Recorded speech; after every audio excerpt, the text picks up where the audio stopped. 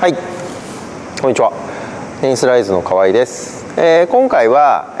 素振りをテーマにして、ご紹介をしていきたいと思います。やはりテニスをする中でですね、練習の一つとして、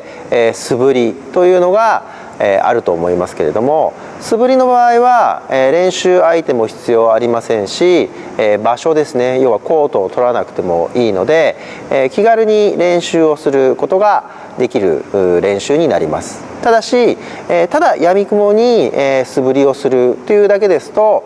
逆に、フォームを壊してしまいかねないですから、できるだけその素振りをする中でのポイントですねを紹介を今回はしていきたいと思います。はい、そのスイングの素振りのですね、ポイントとして、まずスイングの軌道を意識するということがあります。スイングの軌道というのはやはりストロークでもボレーでも自分が振る軌道ですね、要はスイングがなんていうんですかね、こうスイングが通る軌道ですね、それを意識をして、必ずスイングをしてあげるということです。例えば力をダラダラにしてただ振ってるだけですといつも同じスイングの軌道にはなりづらいわけですね。ですのでできるだけどこを通してどういうふうにラケットが抜けていくかというのを必ず頭の中でイメージをする、できれば自分がどこの高さどこの、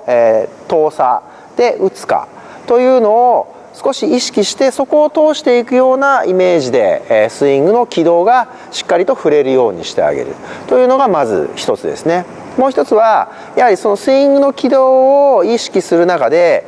その軌道をしっかりとトレースする能力というのが必要になります。トレースというのは要はそれをしっかりなぞれるということですね。要は自分がイメージしたスイングの軌道をしっかりとそのラケットがなぞれてるかどうかというのを意識してあげてみてください。それがなぞれてれば安定したスイングになってますし、もし例えばそれがスイングの軌道がこうですね、動いてしまう、要はブレてしまっていればスイングが安定してないということですので、できるだけそこはゆっくりでいいので自分の体の回しと一緒にスイングの軌道がブレないようにスイングを意識して練習をしていきましょう。はい、2つ目はですね、運動連鎖を意識するということですね。運動連鎖というのはやはり自分のラケットが一番、速く振るために体をしっかりと下から要はひねりを使って上からひねったものを下に溜めて下からひねってきたものを戻したパワーをラケットの先端に伝えるということですね。極端に言うと、体を回して最後止めた反動でラケットヘッドが速く加速するというのが一番スイングスピードを上げるためには必要な動きになりますけれども、その運動連鎖をしないでただ単に速く振ってしまうと力が入った要はスイングになってしまいますから、この運動連鎖とスイング軌道、これはセットでしっかりと意識して練習をすることが必要になります。でボレーでもサーブでもスマッシュでもやはり運動連鎖というのは使います。ストロークの場合はやはりひねって下から溜めたものを戻してくる、その溜めて戻した反動で自然に腕が振られてくるという腕の振りですね。それにさっき、軌道をイメージしたその軌道がしっかりとトレースできるようにしてあげるというマッチができるようにしてあげてください。ボレーの場合でも運動連鎖の場合は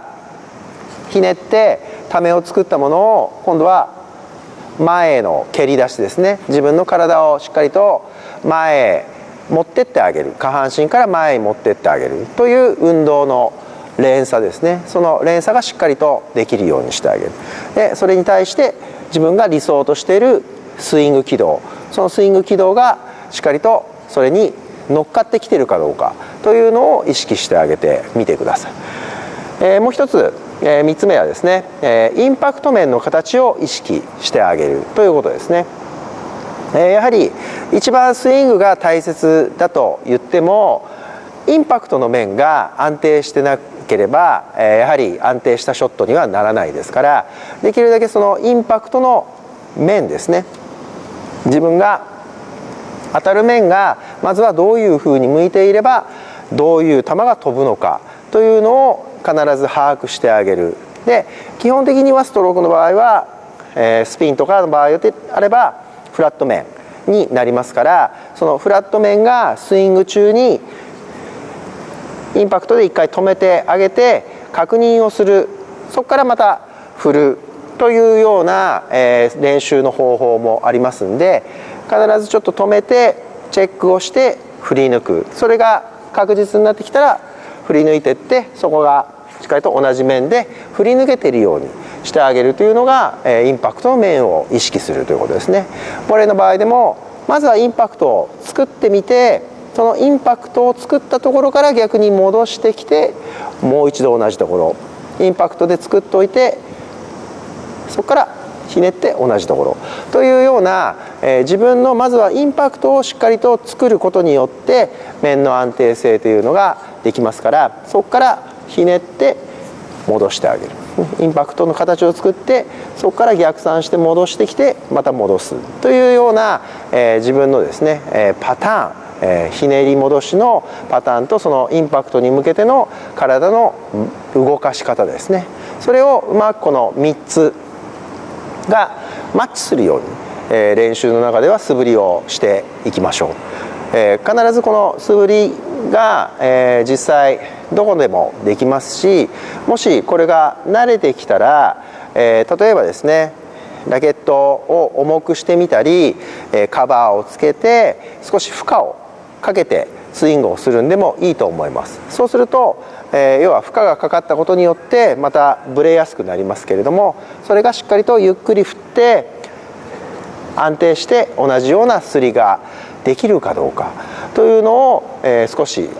スキルアップをしていく中で、練習を重ねていくと安定したスイングになってきますから、もし、これができてくることによって実際のボールを打つ時ですね、ボールを打つ時はその本当に素振りの中にボールが入ってくるという感覚ができるようになると、この素振りが生きてくるようになりますから、実際ボールを打つ場合には、そのボールを打つ時に、一人で練習する場合には、例えばストロークの時には目をつぶってその素振りを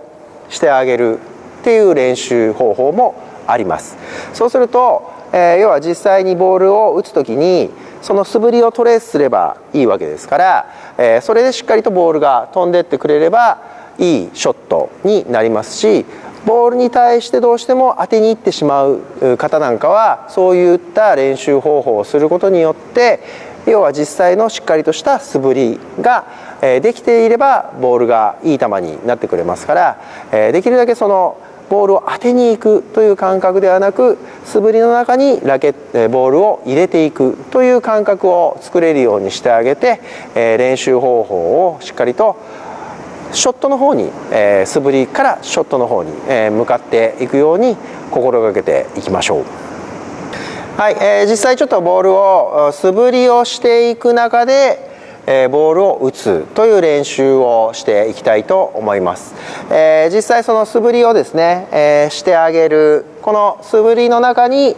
ボールを入れてあげるというのが、一番いいボールになるはずですから、できるだけそのボールを打つ瞬間ですね、ボールを打つ瞬間に目をつぶってしっかりとボールが飛ぶかどうかという練習になります。実際いろいろこういうふうにボールを打つ時はあると思いますけれども、ボールを打つ時にちょっと目をつぶってあげる、打つ直前ですね、打つ直前に目をつぶってあげてボールがしっかり飛ぶかどうかというのを意識して練習をしてみてください。例えばここからスタートしてボールを置いて、で目をつぶって打ってあげる、置いて目をつぶって打ってあげる、それをして、しっかりとボールが飛んでくれるかどうかですね。実際自分が打つところがしっかりと決まってて、ボールも打点が決まってれば素振りをしている中にボールが入っている状態ですから当たるはずです。それが、当たらないということはどうしてもまだショットのスイングですね、スイングの軌道が安定してないということになりますので、まずはちょっと目を直前につぶって打ってしっかりボールを飛ばすというのを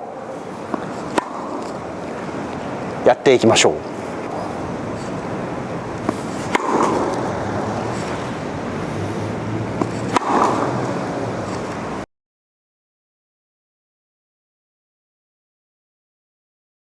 つぶってるの見えます？わかんない？じゃあやっぱり何？普段の目をでかくしてもらっていいですか？打つ前の目はでかくして